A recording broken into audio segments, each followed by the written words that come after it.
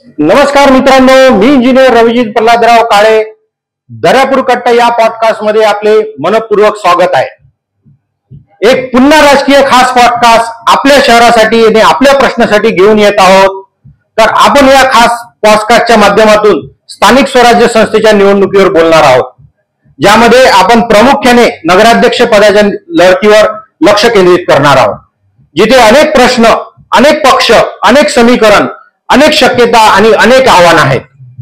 तर या महत्वपूर्ण चर्चेसाठी आज आपल्या सोबत आहेत अत्यंत स्पष्ट वक्ते आणि धडाकेबाज आणि अभ्यासू व्यक्तिमत्व माननीय अरविंद बाबूजी नरकांडे साहेब. हे श्रमराज परिषद भारतचे अध्यक्ष आहेत आणि भाजप आणि संघाचे एक निष्ठावंत कार्यकर्ता आहेत. तसेच एक जाणकार शेतकरी नेते सुद्धा ओळखले जातात. सर्वात महत्वाचं म्हणजे त्यांच्या स्पष्ट आणि धडाकेबाज लेखनाच्या शैलीतून विरोधकांना त्यांच्या भाषेत उत्तर देण्यात दर्यापुरातील ते एकमेव नेते आहेत. साहेब, दर्यापूर कट्ट्यावर आणि आपले मनपूर्वक स्वागत आहे. नमस्कार. नमस्कार.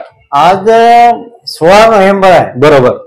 आणि त्या जागतिक पत्रकार दिन, बरोबर, त्या पत्रकार दिनाच्या निमित्तानं मी दर्यापूर कट्टा आणि आपणास मनपूर्वक शुभेच्छा देतो आणि तुमच्या पत्रकारितेची भरभराट हो याची अशी अपेक्षा करतो. बाबूजी, प्रश्न भरपूर आहे, उत्तराची अपेक्षा करतो. सर्व म्हणजे प्रेक्षकांना असं वाटत आहे की तुम्ही बीजेपीचे एक कार्यकर्ते आहे, तर बीजेपी कडूनच बोलणार. पण आपली जी चर्चा आहे ती आपल्या सविस्तर पक्षासोबत होईल, मी अशी अपेक्षा करतो. आणि प्रश्न भरपूर असल्यामुळे मी प्रश्नाला सुरुवात करतो. मूळ प्रश्न आहे कार्यकर्ता विरुद्ध घराणेशाही. बाबूजी, आपण चर्चेला सुरुवात करूया एक मूलभूत प्रश्नाने. असे म्हणतात की ही निवडणूक फक्त निष्ठावंत कार्यकर्त्याची आहे, पण शेवटच्या स्तरापर्यंत जो काम करतो कार्यकर्ता त्याच्या ही निवडणूक आहे. पण आपल्या दर्यापूरमध्ये काही एक वेगळं चित्र आहे. म्हणजे बीजेपी असो, काँग्रेस असो आणि इतर पक्ष पण असू शकते, पण जास्त बीजेपी आणि काँग्रेसमध्ये घराणेशाही कुठेतरी मधून दिसून येत आहे. तुम्हाला काय वाटतं याच्यावर? खरं मला परिचय करून देताना तुम्ही जे सांगितलं ते बरोबरच आहे. बरोबर. पण माझा सर्वदूर जो परिचय आहे, हो हो हो, तो परिचय शेतकरी कार्यकर्ता म्हणून. म्हणजे तुम्ही एक जाणकार शेतकरी कार्यकर्ते म्हणून तुमची ओळख, आंदोलक म्हणून एक आंदोलक म्हणून आहे. आणि 2014 मध्ये जेव्हा सत्ता बदल झाला, बरोबर, देशाची सूत्र नरेंद्र मोदीजीकडे आणि राज्याची सूत्र देवेंद्र फडणवीसजीकडे आले. त्यांनी शेतीच्या त्या मूळ प्रश्नाला हात घातला. बरोबर. त्यांनी जे काही पावलं टाकणं सुरू केले, त्याच्यामुळं मी खरं म्हणजे मोदीजी आणि देवेंद्र फडणवीसांचा कट्टर कार्यकर्ता असं म्हटलं तरी वावगं होणार नाही. बरोबर. आणि दुसरा प्रश्न निवडणुकीचा. बरोबर बरोबर. जसा मी शेती प्रश्नाच्या संदर्भात त्यांचा समर्थक आहे, तसं आधीपासून किंवा आता ही निवडणुकीची जेव्हा चर्चा सुरू झाली, बरोबर, तेव्हा रवींद्रजी चव्हाण साहेब, चंद्रशेखर बावनकुळे साहेब आणि बरेचसे सगळे राज्याचे नेते यांनी हे अनेकदा स्पष्ट केलंय. बरोबर, की ही निवडणूक 2 निवडणुका झाल्या नेत्यांच्या, ही निवडणूक कार्यकर्त्याची आहे. निष्ठावंत कार्यकर्ता म्हणा, त्या कार्यकर्त्याचे. आणि म्हणून या निवडणुकीमध्ये नेत्यांनी निवडणूक न करता ही निवडणूक कार्यकर्त्याला लढवू द्यावी असं म्हणजे त्यांचं आपल्या पक्षाच्या धोरणातच मत आहे. पण आणि ही मला जी गोष्ट मला आवडली, त्याच्यामुळे मी त्या गोष्टीचं समर्थक कार्यकर्ता असंही म्हटलं तरी हरकत. म्हणजे आपल्या दर्यापूरमध्ये जर चित्र पाहता तर या 2 पक्षा व्यतिरिक्त कुठेतरी कार्यकर्त्याला पक्ष म्हणजे बाकीचे जे पक्ष आहे म्हणजे काँग्रेस आणि बीजेपी तर कुठेतरी समर्थन करत आहे. आता काँग्रेस पक्षाचं काही मला अजून कळलं नाही. बरोबर. पण माझी जी अपेक्षा होती की भारतीय जनता पक्षाने कार्यकर्त्याला ही निवडणूक लढवू द्यावी आणि नेत्यांनी त्यांचा तनमन धनाने त्याच्यामधून राहावं. पण आज जे काही अलीकडे जे काही आज मी ज्या काही बातम्या वाचल्या, ते बहुतांश ठिकाणी भारतीय जनता पक्षाने कार्यकर्त्यांनाच तिकीट दिलेल्या आहे. बीजेपी हा विषय दर्यापूरचा, तर दर्यापूरच्या अनेक बैठकीमध्ये मी होतो. बरोबर. आणि प्रमुख मार्गदर्शक म्हणून त्यांनी मला बोलावलं होतं. बरोबर. तर त्या बैठकीमध्ये अनेक चांगले कार्यकर्ते जे काही भाजपाचे असतील किंवा भाजपाच्या बाहेरचे असतील अशा सगळ्या मंडळींच्या माझ्या गाठीबाठी झाल्या. त्यांनी सांगितले की आम्ही अप्लिकेशन करणार आहोत. बरोबर. त्याच्यामध्ये आमची शहराचे अध्यक्ष मेघा भारती आहे, रोशन कटारमेळ आहे जनरल सेक्रेटरी, अनिल भाऊ कंडोलवार आहे, भावना गावंडे आहे, नंतर बंडू शर्मा आणि पक्षाच्या बाहेर प्रदीप मलिये आणि संजय भारसाकडे हे सुद्धा बैठकीला आले होते की आम्हाला भाजपाकडून उमेदवारी हवी. मी त्यांना सगळ्यांना शुभेच्छा. मला तरी माझ्या माहितीनुसार बीजेपीने 3 नावं समोर दिले होते, पण त्याच्यात आणखीन समोर कोणाचं नाव आलं ते आणखीनही अस्पष्ट आहे. बरोबर. खरं म्हणजे आता शेवटी मग याच्यातून कार्यक्रम म्हणजे एक आग्रह आला असेल, नेत्यांकडून आग्रह आला असेल तर एक त्या नेत्यांचं नाव, नंतर संजय भारसाकडे आणि बाबूराव बलवट असे नाव दिलेले आहे. असं ते काल परवा जे काही बातमी आली त्याच्यामध्ये असं होतं. तर मला असं वाटत होतं की जी काही थीम आहे कार्यकर्त्याला निवडणूक उभं करण्याची, बरोबर, कदाचित त्यामध्ये संजय भारसाकडेचं नाव येईल असं मला वाटलं. पण आज जी यादी जाहीर झाली त्यामध्ये संजय भारसाकडे किंवा भावारावचं नाव नाही, दिसत नाही, स्पष्ट केलं. तर म्हणजे प्रकाश भारसाकडे यांची पत्नीचं नाव चर्चेत, भारसाकडे त्यांचं नाव चर्चेत आहे. म्हणजे ही जी निवडणूक आहे हे खरंच निष्ठावंत कार्यकर्त्याची राहिली आहे की नाही? मी आताच बोललो ना की राज्यामध्ये जे काही चर्चा आहेत त्यामध्ये बहुतांश ठिकाणी त्या कार्यकर्त्यालाच तिकीट दिलेलं आहे. इथं काय झालं समजायला मार्ग नाही. आणि काँग्रेसच्या बाजूने तर मी दर्यापूरमध्ये जशी भाजपाची स्थिती, बरोबर, काँग्रेसमध्ये सुद्धा अनेक चांगले कार्यकर्ते माझ्या ओळखीचे आहेत. तिथेही आता त्या पक्षाच्या, आता काँग्रेसचं जर बघितलं तर दर्यापुरात एक म्हणजे मोठं अस्तित्व आहे, पण तिथे कार्यकर्ता तिथे पण तिथं म्हणजे नगराध्यक्ष पदासाठी कार्यकर्ता म्हणजे आपण म्हणजे त्यांना सापडलेला नाही. जे नावं जे चर्चेत आहे सुधाकर भाऊ भारसाकडे यांच्या पत्नी नाव जे चर्चेत आहे, पण तिथे पण कार्यकर्ता मिळाला त्यांना मिळालेला नाही. कारण की दर्यापूरमध्ये जर पाहतो म्हटलं तर म्हणजे खूप मोठं त्यांचं अस्तित्व आहे, पण तिथे पण सेम म्हणजे जिथं घराणेशाही आणि कार्यकर्त्याचं फॅक्टर लागलेला आहे. असं म्हणेल की महाराष्ट्रामध्ये दर्यापूर असं एक दिसते मला की तिथं कार्यकर्त्याला संधी द्यायचीच नाही असं ठरलेलं आहे. तर हे तसं मनाला खटकणारी गोष्ट. बरोबर. ठीक आहे. पण बाबूजी प्रश्न खूप आहे. दुसऱ्या प्रश्नाकडे मी वळतो. तर प्रश्नाचं म्हणजे चर्चासत्र 2 असं म्हणू शकतो. म्हणजे त्याचं असं आहे की काँग्रेसचा आत्मविश्वास आणि भाजपाची रणनीती. तर काँग्रेसमध्ये कुठेतरी युती दिसत नाही आहे. म्हणजे एका प्रकारे काँग्रेसला अति आत्मविश्वास म्हणजे त्याला ओव्हर कॉन्फिडन्स आपण म्हणू शकतो. पण सर्वांना हे माहित आहे की नगराध्यक्षाच्या पदाचे उमेदवार कोण असणार आहे, म्हणजे काँग्रेसकडून कोण असणार आहे सर्वांना माहित आहे. पण बाबूजी तुम्हाला नाही वाटत का की काँग्रेस एवढा मोठा पक्ष असूनही त्यांना सुधाकर भारसाकडे शिवाय एकही कार्यकर्ता मिळाला नाही? खरं आश्चर्य आहे. आणि तसं काँग्रेसने एक 2019 मध्ये जी काही चूक केली होती ती त्यांची जी विचारधारा आहे त्या विचारधारेच्या दृष्टीने त्यांनी चूक यावेळेस दुरुस्त केली असं मला वाटतंय. की त्यांनी असं सांगितलं की यावेळेस उभाठा या पक्षाच्या सोबत आमची युती होणार नाही.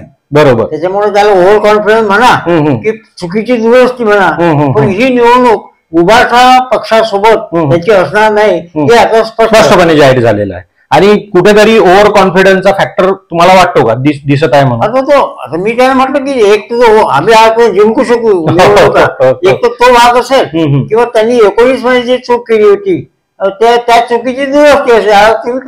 तुम्ही पत्रकार लोक तुम्ही त्याला कसंही नाव द्या. बरोबर. बाबूजी प्रश्न समोर आणखीन एक प्रश्न तुमच्या याच्यावर फेकतो.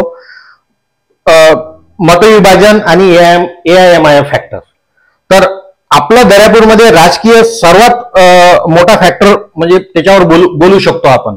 तर मागचा जर निवडणुकीचा जर विचार करतो म्हटलं तर भाजप आणि काँग्रेस या उमेदवारामध्ये फक्त 66 मताचा फरक होता. म्हणजे भाजप हा म्हणजे निवडून आलेला होता आणि काँग्रेसच्या या 2 मध्ये 66 मताचा फरक पडला होता. पण तिथे एक नवीन फॅक्टर म्हणजे AIMIM त्यांना 3940 मते पडलेली होती. म्हणजे हा तिसऱ्या नंबरचा फॅक्टर हे होता. पण आता कुठेतरी काही AIMIMचा कुठेतरी फॅक्टर दिसू शकतो का, की पुन्हा की तोच उमेदवार किंवा काय काय असू शकते AIMIMचं काय फॅक्टर? म्हणजे आमच्या रणनीती तुम्ही ओव्हर करायला लावताय.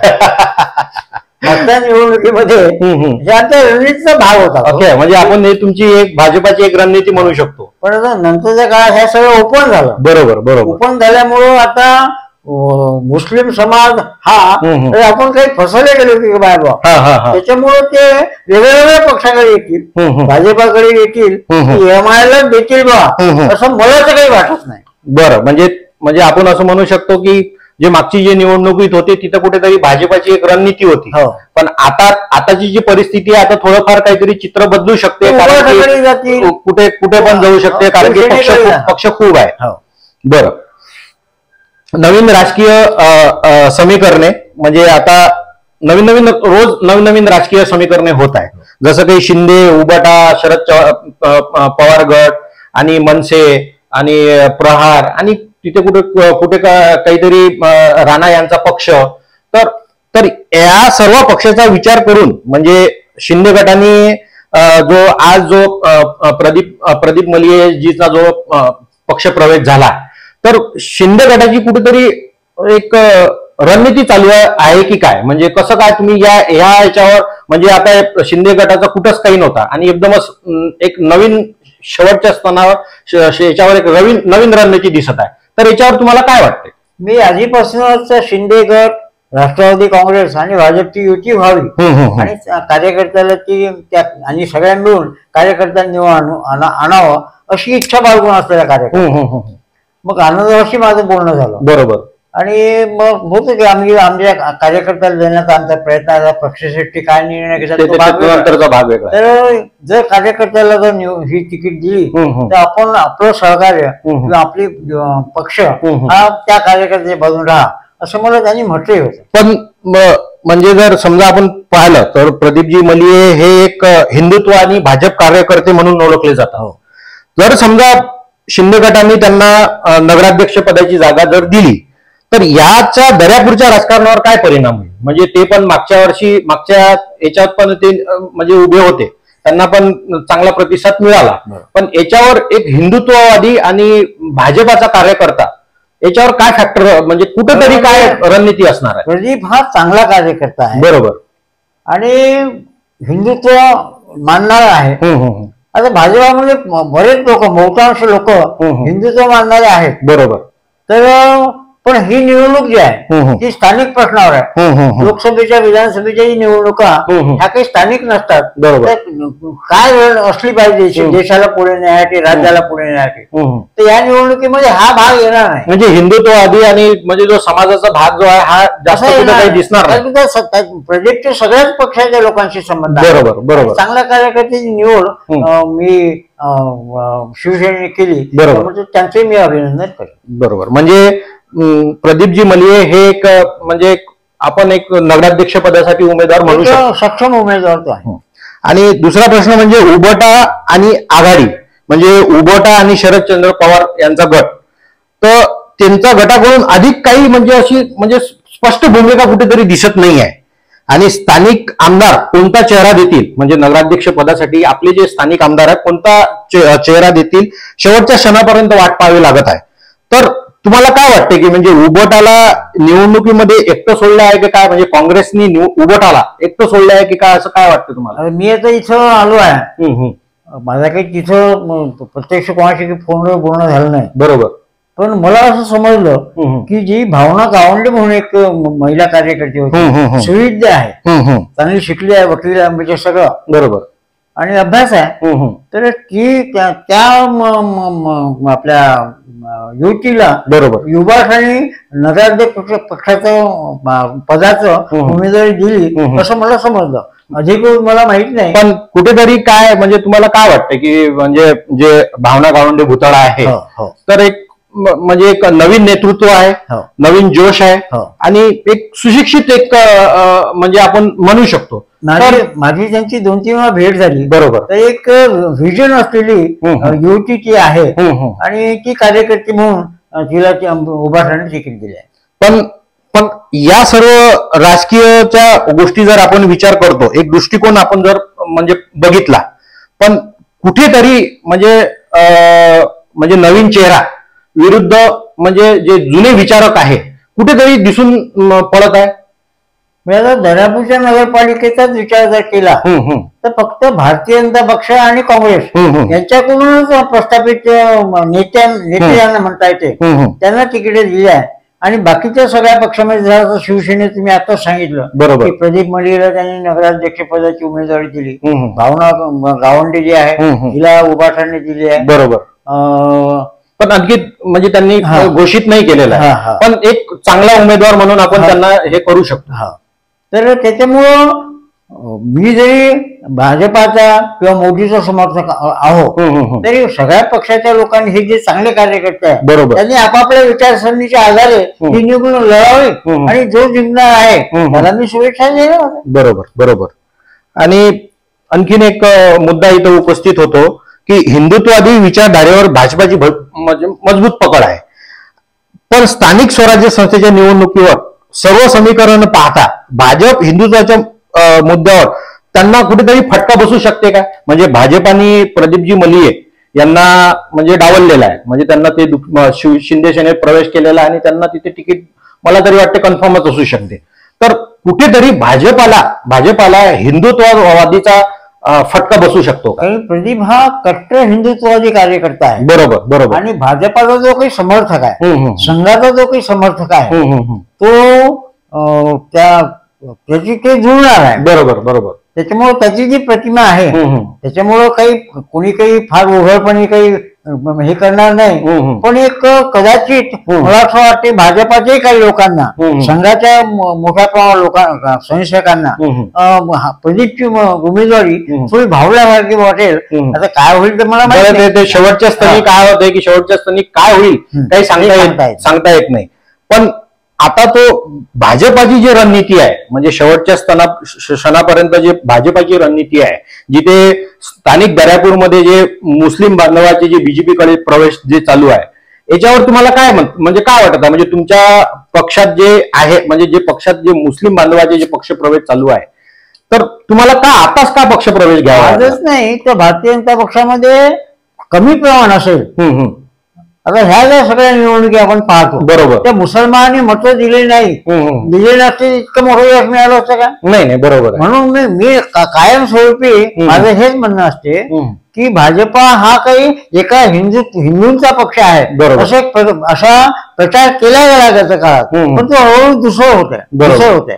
त्यामुळे भाजपामध्ये अनेक मुस्लिम कार्यकर्ते, मुस्लिम मतदार मागची निवडणुकीचे मतदार भाजपाकडे मुस्लिम मतदारसंघ अधिक ऑलरेडी जुळलेला आहे. म्हणजे जे पक्ष प्रवेश चालू आहे त्याच्यात आणखी भर टाकण्याचा बीजेपीचा चांगल्या प्रमाणे प्रयत्न चालू आहे. पण कुठेतरी या प्रवेशामुळे आणि AIMIMचा जो म्हणजे स्वतः एकला चरोराच्या नारामुळे कुठेतरी काँग्रेसला म्हणजे त्यांचा फटका बसू शकतो का?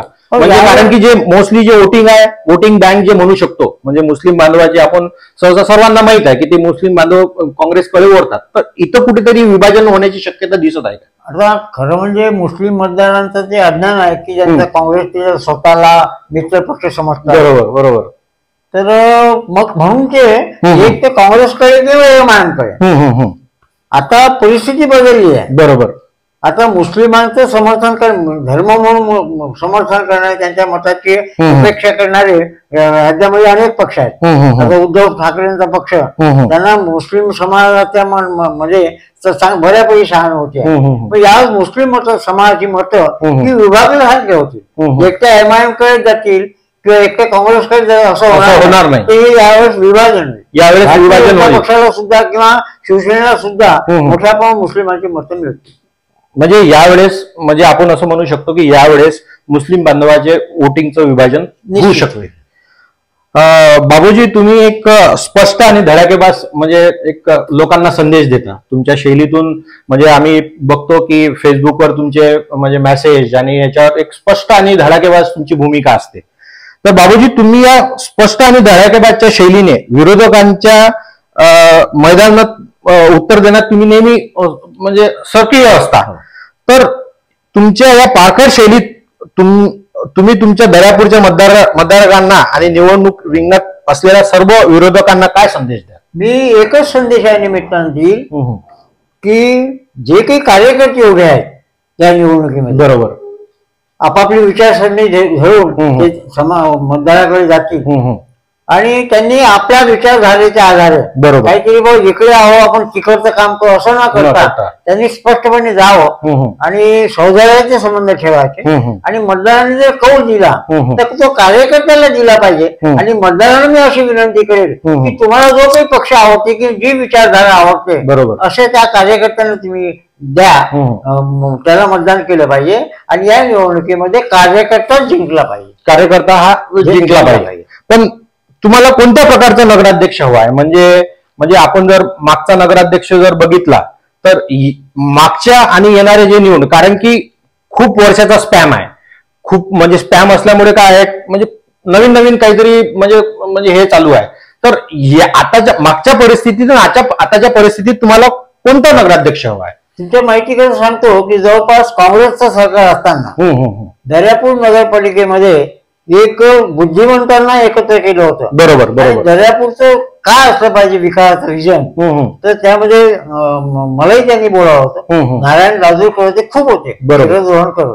आम्ही दिवसभर बसलो आणि दर्यापूरच्या प्रत्येक वार्डामध्ये कोणा कपड्याचा विचार करून इथं काय करण्याची गरज आहे, तिथं काय करण्याची गरज आहे असं विजन डॉक्युमेंट आम्ही तयार करून दिलं होतं. बरोबर, ते नगरपालिकेमध्ये असेल म्हणजे नगराध्यक्ष म्हणजे कसा असला पाहिजे आणि त्या विजननं काम केलं पाहिजे. बरं, जे कोणी नगराध्यक्ष पदाचे उमेदवार असतील त्यांना मी सांगेल की माझ्याकडे त्याची एक कॉपी आहे, ब्ल्यू प्रिंट आहे, त्या ब्ल्यू प्रिंट आणि त्या आधारावर तुम्ही लोकांकडे जा.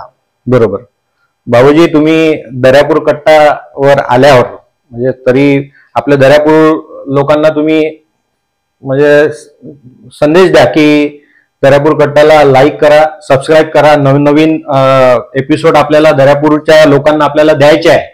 तर दर्यापूर कट्टाबद्दल तुम्हाला काय वाटतंय? म्हणजे मी मध्येही व्यक्त केलं होतं अनेक लोकांकडे आणि पत्रकार म्हणजे फार मोठ्या पत्रकारांशी मला संबंध आला. अभय मोकाशी म्हणून एक तुमचं मोठं नाव आहे पत्रकार, बरोबर. त्यांनी ती एक लेख लिहिला होता की पत्रकारितेची भ्रष्टाचार, पत्रकार असून पत्रकारितेमध्ये कसा भ्रष्टाचार चालते, तर तो मला म्हणजे आयडॉल आहे तो पत्रकार. असे अनेक आहेत. म्हणून मग मधल्या काळामध्ये असं पाहत होतो मी की दाखवायला निष्पक्षपाती, बरोबर, पण कोणातरी नेत्याशी जुळलेला, कोणत्या तरी पक्षाशी जुळलेला तुम्हाला तो अधिकार आहे, पण तुमच्या या मिशन मध्ये किंवा पत्रकारितेमध्ये तुम्ही असता कामा नये. तुम्ही कोणत्या तरी पक्षाचे समर्थक असाल, पण पत्रकारिते म्हणजे तुमचं हे येता कामा नये. पण मला देखील तुमचे मी 2-3 एपिसोड पाहिले, बरोबर, त्याच्यावर माझी खात्री पटली की दर्यापूर कट्टा आणि काळे हे निष्पक्षपणे पत्रकारिता करतील आणि खरं म्हणजे हे अशी पत्रकारिता करणं हे मोठं याचं आव्हानाचं काम, बरोबर. पण मी सर्व दर्यापूर वासियांना आणि तुमच्या मार्फत दर्यापूर कट्टाकडून एक सांगण्याचा प्रयत्न करतो. मी एक पत्रकार नाही, मी एक इंजिनियर आहे आणि एक डिजिटल ब्लॉगर.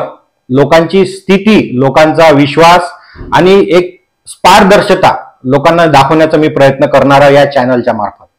तर बाबूजी, मी एक पत्रकार नाही आहे, मी एक ब्लॉगर आणि डिजिटल ब्लॉगर म्हणून तुम्ही म्हणू शकता.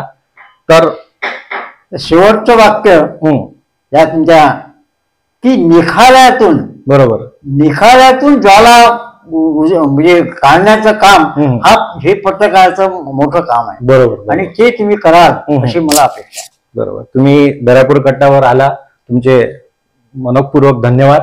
आणि आपण कुठेतरी थांबायला पाहिजे तर आपण थांबू शकतो. धन्यवाद.